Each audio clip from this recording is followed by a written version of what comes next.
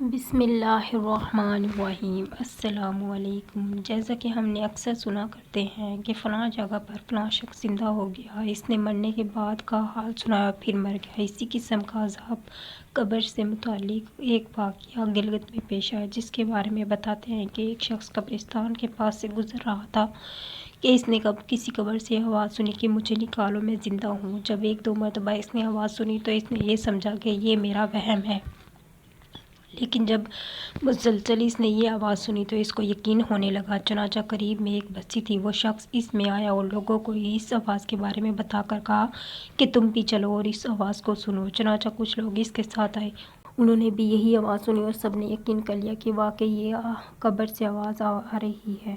اب یقین ہونے کے بعد ان لوگوں کو مسئلہ پوچھنے کی فکر ہوئی کہ پہلے علماء سے یہ مسئلہ معلوم کرو کہ قبر کھولنا جائز ہے یا نہیں۔ چنانچہ وہ لوگ محلے کی مسجد کے امام صاحب کے پاس گئے اور ان سے کہا کہ اس طرح قبر سے آواز آ رہی ہے اور میت یہ کہہ رہی ہے کہ مجھے قبر سے باہر نکالو، میں زندہ ہوں۔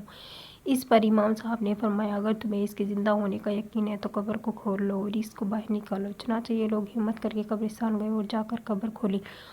اب جو ہی تختہ ہٹایا تو دیکھا اندر ایک عورت برہنہ حالت میں بیٹھی ہوئی ہے، اس کا کفن گل چکا ہے۔ پھر لوگوں نے کہا کہ وہ عورت کہہ رہی ہے جلدی سے میرے گھر سے میرے کپڑے لاؤ اور میں کپڑے پہن کر باہر نکلوں گی۔ چنانچہ یہ لوگ فوراً دوڑ کر اس کے گھر گئے اور جا کر اس کے گھر والوں کو یہ واقعہ بتایا۔ اس کے کپڑے چادر وغیرہ لے آئے اور لا کر اندر پھینک دیے۔ اس عورت نے ان کپڑوں کو پہنا اور چادر اپنے اوپر ڈال لی، پھر تیزی سے بجلی کی طرح اپنے قبر سے نکلی اور دوڑتے ہوئے اپنے گھر کی طرف بھاگ گئی۔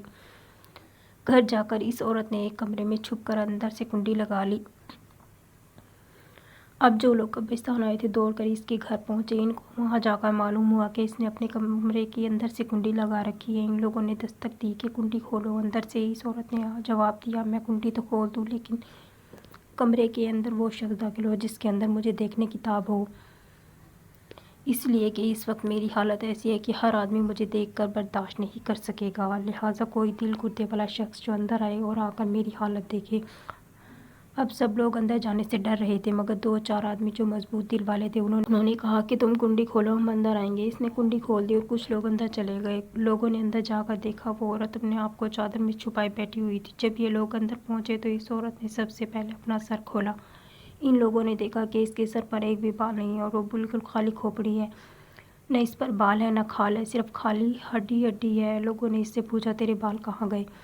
اس عورت نے جواب دیا کہ جب میں زندہ تھی تو ننگے سر گھر سے باہر نکلا کرتی تھی، پھر مرنے کے بعد جب میں قبر میں لائی گئی تو فرشتوں نے میرا ایک ایک بال نوچا اور اس نوچنے کے نتیجے میں بال کے ساتھ کھال بھی نکل گئی۔ اب میرے سر پر نہ بال ہے نہ کھال ہے۔ اس کے بعد اس عورت نے اپنے منہ سے کپڑا ہٹایا۔ جب لوگوں نے اس کا منہ دیکھا تو اتنا خوفناک ہو چکا تھا کہ سوائے دانتوں کے کچھ نظر نہیں آ رہا تھا، نہ اوپر کا ہونٹ تھا نہ نیچے کا ہونٹ موجود تھا، بلکہ 32 کے 32 دانت سامنے چڑھے ہوئے نظر آ رہے تھے۔ سوچیں اگر کسی انسان کے صرف دانت ہی دانت نظر آئے تو کتنا ڈر اور خوف معلوم ہوتا ہے۔ اب ان لوگوں نے اس عورت سے پوچھا تیرے ہونٹ کہاں گئے؟ اس عورت نے جواب دیا میں اپنے ہونٹوں پر لپسٹک لگا کر نامحرم مردوں کے سامنے جایا کرتی تھی، اس کی سزا میں میرے ہونٹ کاٹ لیے گئے، اس لیے اب میرے چہرے پر ہونٹ نہیں ہیں۔ پھر اس عورت نے اپنے ہاتھ اور پیروں کی انگلیاں کھولی۔ لوگوں نے دیکھا کہ اس کے ہاتھ اور پیروں کی انگلیوں میں ایک بھی ناخن نہیں تھا، تمام انگلیوں کے ناخن غائب تھے۔ اس سے پوچھا تیری انگلیوں کے ناخن کہاں گئے؟ اس عورت نے جواب دیا ناخن پالش لگانے کی وجہ سے میرا ایک ایک ناخن کھینچ لیا گیا۔ میں یہ سارے کام کر کے گھر سے باہر نکلا کرتی تھی، اس لیے جیسے ہی میں مرنے کے بعد قبر میں پہنچی تو میرے ساتھ یہ معاملہ کیا گیا۔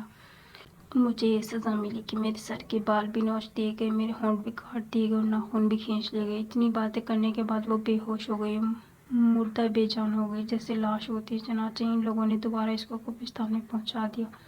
محترم خواتین و حضرات، اللہ تعالیٰ کو یہ عبرت دکھانی مقصود تھی کہ دیکھو اس عورت کا کیا انجام ہوا اور اس کو کتنا ہولناک عذاب دیا گیا۔ بے پردہ خواتین اس واقعے سے عبرت لیں اور ان گناہوں سے توبہ کریں جس کی سزا بروز قیامت بہت سخت ہے۔